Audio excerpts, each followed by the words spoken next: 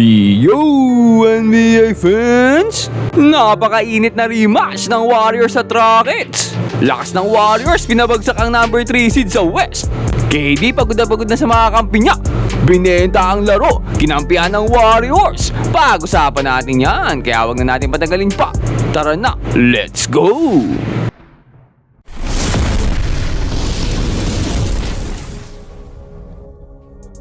At ayun nga no, kaharap nga ngayon ng Golden State Warriors ang number 3 seed sa West na yusak ng Warriors sa 7-game series ang Houston Rockets. Kaso nga lang wala ngayon dito si Steph Curry, kaya balak pumawi ng Rockets sa kanila. Nandito na nga rin si KD no, pero dito sa ating first quarter at na si DeAnthony Melton at Amen Thompson ng Rockets na nagpapalitan ng suntok. Rebounder on Golden State, right? I think in the league this year. Nakakuha naman ng mismatch sa ilalim ang matandang si Al Horford dahil nga dyan nakakuha ng early run itong Golden State. Backing down Thompson and the short hook. Jimsky now. Got right by Shit, going right to the cup. Need a shot because it didn't make the way that he wanted it to. That's how much of a perfectionist he is. Pero itong si KD nagsimula nang magparamdam. To KD. Si DeAnthony Melton dito talagang ganadong-ganado. Nakita pa si Draymond Green sa corner for the 3-pointer at naawa pa yung ring, tumalbog-talbog pa eh. Pero kung kaya niya mamasa, kayang-kaya niya rin pumukol ng 3-pointer. Pero nandito na nga rin ang right hand man ni KD dito sa Rockets. Reed Sheppard nagsimula na nga magparamdam. Bago pa nga lang siya mag-init, pero itong si Pat Spencer naunahan siya. Dire-diretsong atake mula sa kanya. But Reed Sheppard doing a great job. Oh, Spence. And to be able to make that adjustment, it's not just handling the basketball, it's decision making that needs to happen. It's no Pero hindi lang siya pang opensa dahil dito napakagandang tapik nga ang ginawa niya dito kay Amen Thompson, parang inagawan ng candy eh. Dahil nga dyan no, nakakuha pa ng last second basket itong si Nate Williams para sa Warriors. At start of the second quarter na nagsimula na nga magpakitang gilas itong si Reed Sheppard. Likes the matchup with Post. Floats it up. Thompson the offensive board. Extra pass. This is Sheppard from downtown. Pero sumagot naman agad ng Golden State dito ng back-to-back triples ni Horford at Podziemski. For confidence off her offensive rebounds. For a team that has struggled with Kevin Durant, is on the bench scoring on the offensive end. Nakahinga-hinga ng konti dito ang Warriors no, pero itong si Reed Sheppard kakaibang energy ang binibigay sa Rockets. Sa pangunguna nga niya no, paunti-unti nakakahabol na itong Houston, dumidikit na sa score. Bumalik na nga rin dito sa KD sa playing court at may galaroan niya nga lang ang bagong salta sa Warriors na si Leon, si kawawa.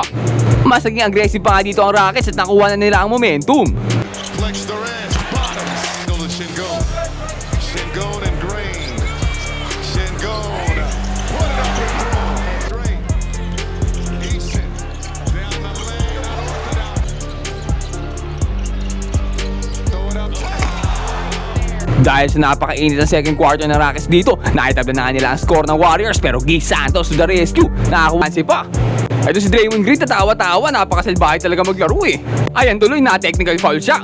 Pero sa kabila niya, napakalaki na naging ambag niya dito sa ating third quarter. this team is growing. Inside Horford again. Dump off. Green with the last. Muling nakalayo-layo sa score dito ang Warriors pero ito na naman ang Houston Rockets bumabawi. Horford. Eason. Kept the pivot. Şengün. Go. Etong si Şengün, binibasic basketball lang sila. Kaya itong si Melton, challenge siya nga itong si Şengün. Alam, malaki-malaki, malis ka sa akin.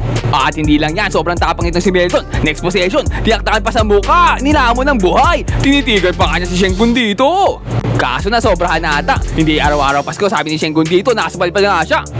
Akala mo sumasobra ka na, kaya dito nakakuha nga ng fast break ang Rockets at napaganda pa nga para sa kanila, nakakuha sila ng 3-pointer. Ayaw na nga pahabulin ng Warriors dito ang Rockets kaya mas pinatindi pa nila ang kanilang mga hustle plays at depensa. Nakakuha pa nga ng steal dito si Draymond Green at nakapabigay ng fast break para sa Warriors. At bago pa nga ulit nakalaro ang rookie na si LJ Cryer para sa Warriors dahil sa kanyang injury. At dito nga sa third quarter nag-iinit na ito si Cryer. Cryer ang apelyido pero hindi yan iyakin. At dito nga sa ating third, nagkakasagutan ng mga cute size na guards natin. Reed Sheppard versus LJ Cryer. The Warriors lead back to 10.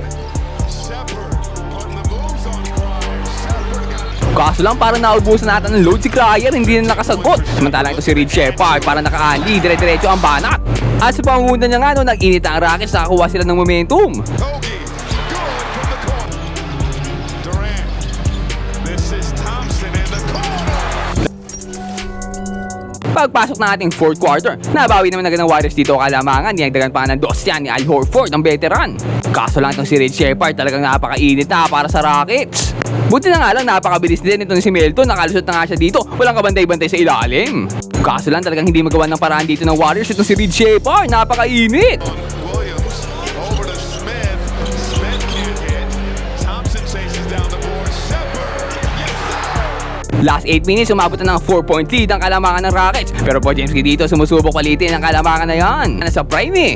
Pero syempre hindi pa pahig din si Draymond Green. Draymond Green dito, napakagandang cut. Nakakuha pa nga siya dito ng foul and one play. Kaso lang itong si Sengun, napakagandang fake. Na triple fake dito ang Golden State. Nakakuha pa nga siya ng foul, counted and one play din. At aba, nag-flex pa nga, napakayabang.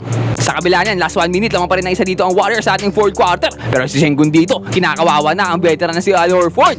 Kinakawawa, matatanda ng Warriors. Pero Al Horford dito, with an answer, bang! Bumalik na naman nga sa Warriors kalabangan dito. Pero si Sengun talagang challenge ang veteran na si Al Horford. Pianista naman siya, aray ko.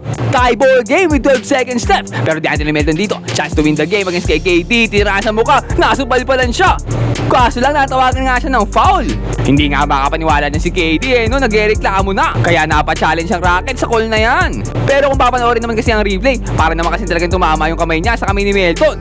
Pero after ng review, sabi ng referee ay good daw ang block na yan. Naku po, may chance pa mapunta sa Rockets ang bola. Si Draymond Green dito, pagod na. Humihinga ng asapit eh.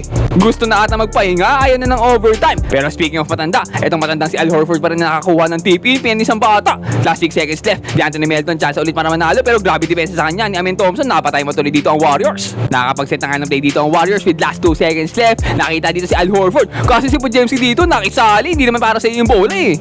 Na out of bounds pa tuloy, naupo. Naibigay pa sa Rockets ang bola. Ang ganda pa ng play dito ng Rockets. KD bito na ang bola. Alley-oop for the win. No good. Muntik na. Buti lang hindi pumasok. Kaya dito we're heading to overtime.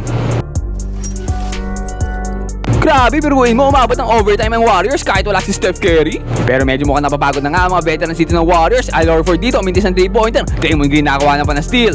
Fast break para sa Rockets pero Horford with the block! Grabe, parang hindi tumatanda.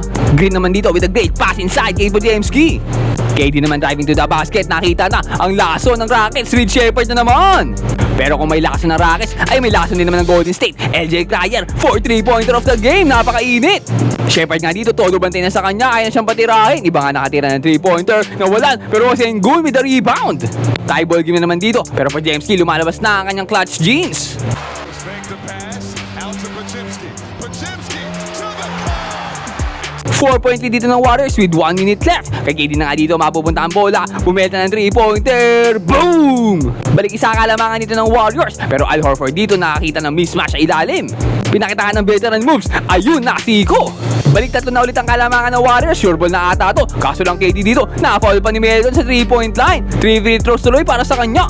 Siya pa naman ngayon na may pinakamahabang streak pagdating sa mga free throws na naipasok. Kaya basic na basic lang, naipasok niya ang unang 2 free throw. Kaso parang naumay na ata si KD, siya na lang gumagawa ng lahat. Kaya dito yung third free throw niya, nagbintis na. Parang imposible mangyari yun parang sadya Pero 13 seconds left dito, Melton ulit may kapit ng bola. Driving to the basket, napakagandang spin move. Tinaraan sa mukha si KD, no good. Rebound ulit niya, yes sir! Bago pa naipasok ang clutch basket niya, napayakap na lang sa matanda eh.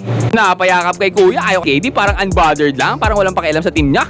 Pagod na ata talaga si KD dito sa Rockets baka gusto niya na agad lumipat. Pero 5 seconds left dito, final na nga siya ni Draymond Green kaya free throw ulit sa kanya. At parang talaga may pinag-usapan si KD at Green, nagbintis pa ang unang free throw niya. Kaya dito binulungan na nga siya, imintis mo para rebound natin. Pero si KD napakatindi talaga, imbis na imintis naipasok pa yung tira niya. Benta eh.